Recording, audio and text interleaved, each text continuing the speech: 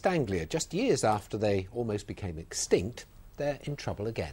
The problem is the booming population of crayfish. They've become such a nuisance that some people have resorted to illegal nets to catch them, and that has caused problems for the otters. Our environment reporter Richard Daniel has been to the River Wid in Essex. For otters, the River Wid is ideal habitat. There are plenty of fish and good places to shelter too. But all is not well. Darren Tansley works to conserve them. A grim discovery by a dog walker has just come to light.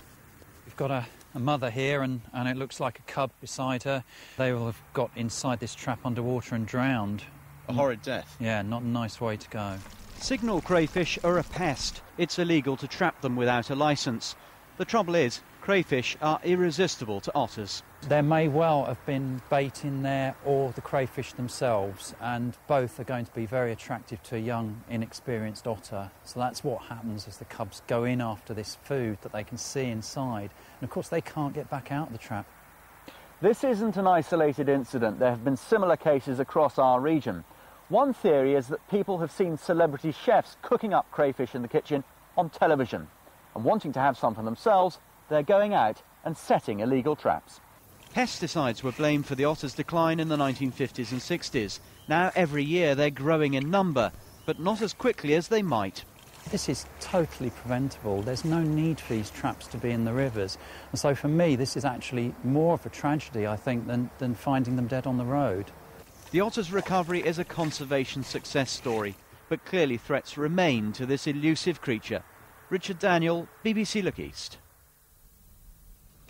Now, for the last few days, Mike Liggins has been waking up in a strange bed with no idea where he's going and what he'll do when he gets there. Today, the alarm clock sprung into life in Chelmsford, home of BBC Essex. And between then and now, Mike found himself in Colchester for tonight's Christmas edition of Look East Unplanned. Hello, Mike. Hello, Susie. Yeah, we've had one or two Christmas bits and pieces, haven't we? But we didn't feel that we'd really hit the nail on the head until today. Have a look at Ray and Marilyn's house. Not politically correct, perhaps, but it gives an awful lot of pleasure to an awful lot of people. And we have had quite a day. Hiya, thank you for tuning in. 13 minutes past 8 is the time, cold and frosty. BBC Essex in Chelmsford. Ray Clark and his team are in top form. Have you got reindeer in your back garden? No. Getting lots of calls about reindeer. There as well. A listener has seen a star in the Essex sky and thinks we should make our way there.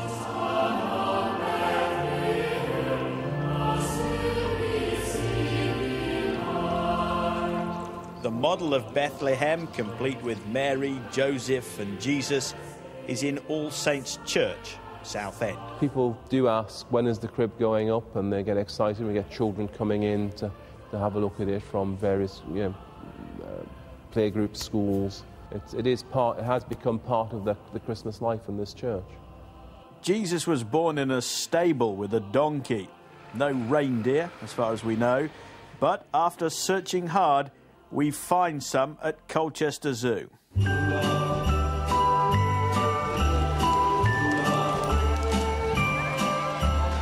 Rudolph the red-nosed reindeer had a very shiny nose. Mike Liggins from Look East. Oh, Mike Liggins, yes. Yeah. I've got you on my list, yes. Have you been a good boy this year? I have been a good boy, Santa. Oh, yes, okay. It was all unplanned, but we went to Bethlehem, found some reindeer and met Father Christmas. How good is that? Hey, we're in the back garden now. Let's give you a quick look round. They reckon they spend about £10 a night on this, but they raise money for the RSPCA. Father Christmases and Victorian figures. And in here, excuse me, ladies, we're just coming in here live on Look East. We've got Santa's Grotto. Wow, fantastic. Let's have a word with Marilyn. Where are you, Marilyn? Step forward. Come here, quick.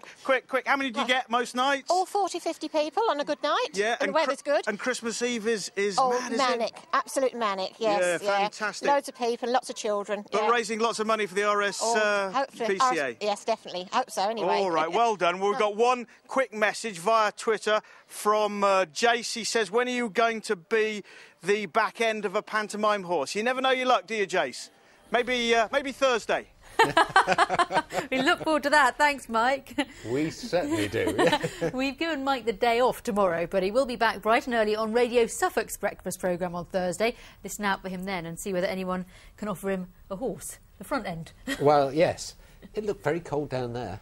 It is very cold down there, and in fact cold for everybody this evening. Temperatures are already plummeting out there. Lots to tell you about. So let's start with tonight's chart. Some patchy cloud, but some long clear spells. That's why the temperatures are plummeting. Very cold air out there. Some patchy mist and fog. And as we head towards morning, thicker clouds starting to push down from the north, introducing some sleet and snow. More about that in a moment. But what kind of temperatures are we looking at tonight? Well, for many of us, inland as low as -3, even freezing right on the coast. So widespread sharp frost. The winds light and variable, eventually settling to the northwest. So tomorrow, this front slowly moves southwards. Now, as it does that, it will produce rain, but as it hits that cold air, it will turn to sleet and snow. So that's sleet and snow moving southwards, perhaps settling in some places. Shouldn't come to very much, but behind it, milder air, which will turn the sleet and snow back to rain. So that will probably clear anything that we do get on the ground, if we get anything at all. And it's looking largely cloudy. The best chance of any brightness first thing in the south before the thicker cloud and the sleet and snow, and then the rain arrives. Temperatures, well, for many of us, only 2 or 3 degrees above freezing. It really is going to be pretty parky. The winds generally light inland, perhaps moderate in strength around the Norfolk and Suffolk coast. And some of us probably sticking around freezing all day, especially in the south. So that's Wednesday.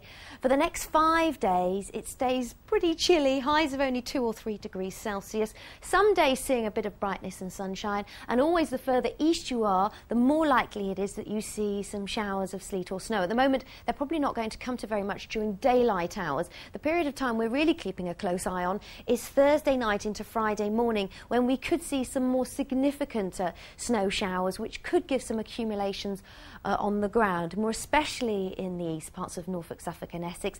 But as ever, these things are far from set in stone, and it's something we're keeping a very close eye on, so I will keep you posted. You'll notice on Thursday and Friday the wind's picking up, so fog overnight becoming less of a problem. And as for the kind of temperatures that we're expecting overnight, well, we stay very much on the chilly side, anything between +1 and -3. I'll see you tomorrow. Bye-bye. Thank you very much. That's all from us for this evening. Have a great evening and keep warm. Bye-bye. Goodbye.